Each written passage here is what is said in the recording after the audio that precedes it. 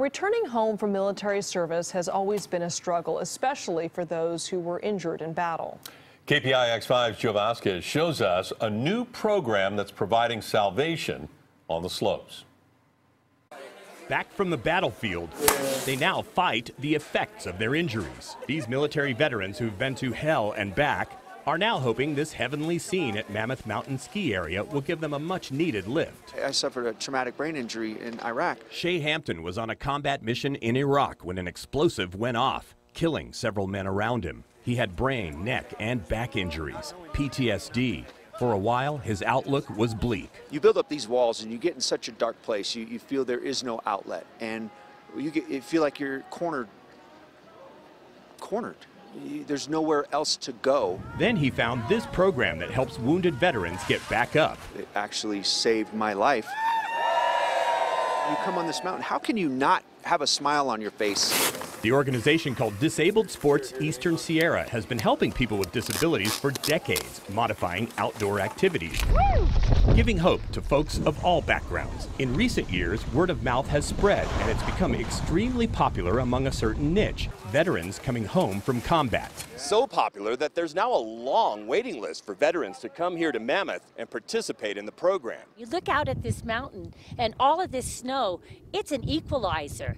It turns someone who's usually in a wheelchair having to follow pavement into this free eagle soaring on the slopes. Executive Director Kathy Copeland says the program is a huge boost to these men and women who are struggling, not just with their injuries, but also with integrating back into society. Let's face it, this country is really good about recruiting, really good about training, really good about putting men over in the arena of war and women, and they bring them back, they give them new legs, and then it sort of stops. Ready to go, bang! And that's where we step up to the plate. So the plan is to build a new program just for veterans, the National Wounded Warriors Center.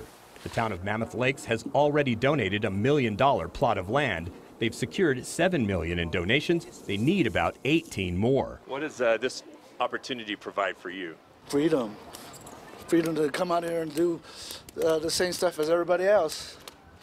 Just do it different. There is also a long waiting list for volunteers, for those who want to give back to these men and women who sacrificed for their country, whether their wounds happened in combat or not. To remind them that no matter how broken their bodies, their spirits are uncrushable. So many different people that come out here to help you feel better and help you recover back and realize you're still normal and that life can just be as good as it was before.